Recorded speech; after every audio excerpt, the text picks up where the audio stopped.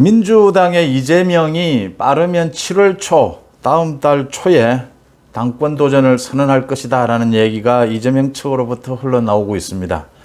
이재명이 당권을 도전하게 되면 민주당은 친이재명, 반이재명으로 급속하게 분리가 되면서 심할 경우에 당이 쪼개질 수 있다라는 전망들이 나오고 있습니다. 그러니까 지금 국민의힘이 7월 7일 이준석의 윤리위를 앞두고 친이준석, 반이준석으로 완전히 나뉘면서 이제 윤리위 결과를 지켜보게 됐는데, 민주당은 이재명, 친이재명, 반이재명으로 급격하게 나뉘면서 민주당의 이재명이 당권을 도전할 수 있느냐라는 부분은 두 가지입니다. 하나는 검찰과 경찰의 수사에 따라서 체포동의안이 올 경우에 반이재명 쪽에서는 이 체포동의안 부분을 가지고 이재명을 압박할 수 있다. 이재명이 출마 선언을 하더라도 걸림돌이 될 수 있다. 두 번째, 이제 광주를 중심으로, 민주당은 역시 광주입니다. 광주를 중심으로 해서 2016년 문재인의 반발에서 안철수를 비롯한 광주 세력이 분당을 했듯이 국민의당을 만들었죠. 그렇게 이제 당이 쪼개지느냐라는 부분입니다. 휴일인 오늘 여러분들과 함께 이재명 부분 한번 짚어보겠습니다. 송은재TV에 아직 구독자가 아니신 분 혹시 계시면 구독, 좋아요 버튼 부탁을 드립니다. 그러니까 지금 이재명에 대해서 당권 도전을 하겠다라고 하는 친문계나 뭐 다른 반이재명의 전해철은 이미 사퇴를 했고요. 또 서른, 홍영표 뭐 모두 자신들도 사퇴를 할 테니까, 후보에 나서지 않을 테니까 이재명도 불출마를 하라 이렇게 요구를 하고 있고, 오늘은 박영선 전 장관까지 나서서 직격탄을 날렸습니다. 그러니까 뭐 이재명이 당권에 나서는 것에 대해서 자신 개인적으로는 손해다. 그렇지만 당을 위해서 뭐 독배를 들겠다. 뭐 이런 식으로 이야기한 것에 대해서 개인적 손해를 따질 만큼 한가하고 계산적이라면 공적인 임무를 수행해서는 안 되는 것을 스스로 자처한 것 아니냐. 이재명의 자질이 공적인 일을 수행해서는 안 되는 것 아니냐. 이렇게 직격탄을 날렸습니다. 그럼에도 불구하고 이재명이 뭐 독배를 마셔야 하지 않겠느냐 이런 이야기를 하는 것은, 그러니까 뭐 계속되는 예상이 되는 부분입니다. 계속 이렇게 반 이재명 쪽에서 압박을 하는데도 이재명이 이 부분에 대해서 뭐 고민해 보겠다. 사실상은 100% 출마 쪽으로 결심을 굳힌 것이죠. 이재명 쪽에서 나오는 이야기는 7월 초 당권 도전을 선언을 하겠다, 할 것이다, 이런 전망들입니다. 지난밤에는 또 뭐 이재명이 강성 지지층인 개딸들과 SNS상으로 뭐 많은 대화를 나눠서 이제 개딸들과의 정치 활동을 본격화한다, 뭐 이런 전망도 나오고 있습니다.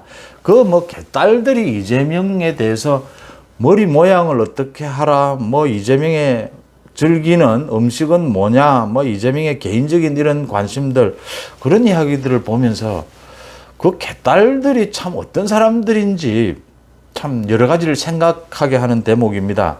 그 이재명에 대해서, 이재명의 그 각종 비리 의혹에 대해서는 전 국민이 잘 알고 있는 부분이지 않습니까? 그 다음 이재명의 형수 쌍욕을 비롯한 그 자질은 뭐 모두 드러나 있는 부분인데, 이재명에 대해서 그런 뭐 강성 팬클럽이 있는 걸 보면 참 우리 정치가 굉장히 안 좋은 길로 왔다. 노사모까지는 이렇게 경우 없는 뭐 이렇게 강성 지지 이런 형태는 아니었거든요.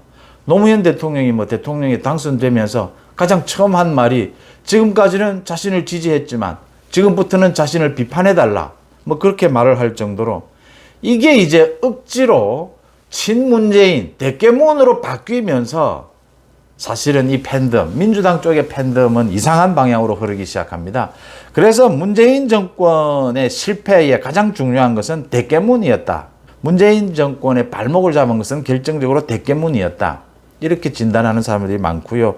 이 대깨문이 이제 개딸로 바뀌어가면서, 이재명에 대한 이 개딸로 바뀌어가면서 사람들이 모두 그 뭐 이름 뭐 개딸부터 모두 좀 이렇게 혐오감을 가지는, 이게 이재명은 뭐 개혁의 딸이라고 이름을 붙여서 뭐 이렇게 개딸이다 하는데, 이게 참 장명, 이름도 잘못했다라고 하는 것이 그 개가 가지는 그 어떤 어감, 이재명의 그 형수 쌍욕하고 연결이 되면서 이게 개딸이 참 혐오감을 불러일으킨다라고 하는 점입니다.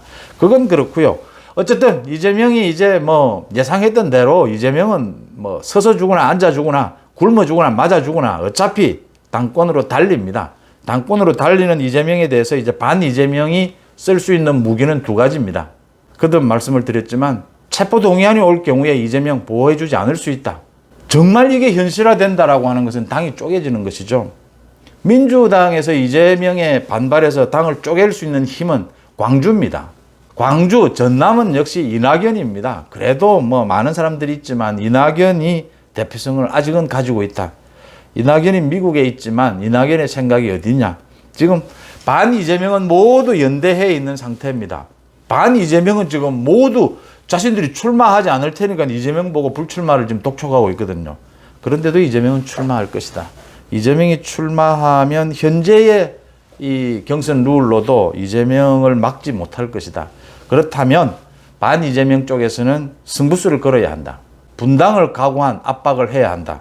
뭐 이재명이 계산하는 대로 적당히 좀 뭐 포용하는 뭐 이런 형태로 넘어가게 되면 아직 총선이 좀 남았다라고 해서 넘어가게 되면 반 이재명 쪽은 거의 다 죽을 수 있다. 그 문재인이 그대로 보여줬던 것이죠. 당시에 문재인이 당권을 김종인에게 넘기면서 비대위원장 김종인에게 넘기면서 총선에서 김종인을 이용해서 전부 반 문재인을 다 칼질하는 그런 결과를 낳았죠.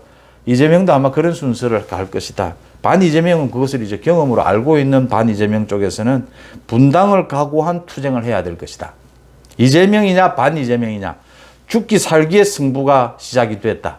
8월 말이니까 딱 2달입니다. 죽기 살기의 승부가 시작이 됐는데 그 전에 검찰과 경찰의 수사, 이재명이 이것을 넘어설 수 있느냐라는 부분이 핵심적인 것으로 보입니다. 이게 지금 국민의힘은 이제 완전히 이준석 윤리위를 앞두고 이준석이냐 아니냐, 이준석을 여기서 버리느냐라는 부분입니다. 거의 지금 이준석으로는 어렵지 않겠느냐라는 쪽이고요. 민주당은 이재명이냐 아니냐라는 부분입니다. 이재명을 소위 막을 수 있느냐, 막을 수 없느냐. 이재명을 막을 수 없다면 민주당은 분당이 불가피할 것이다 라는 부분입니다. 휴일 송은재 TV 마칩니다. 고맙습니다.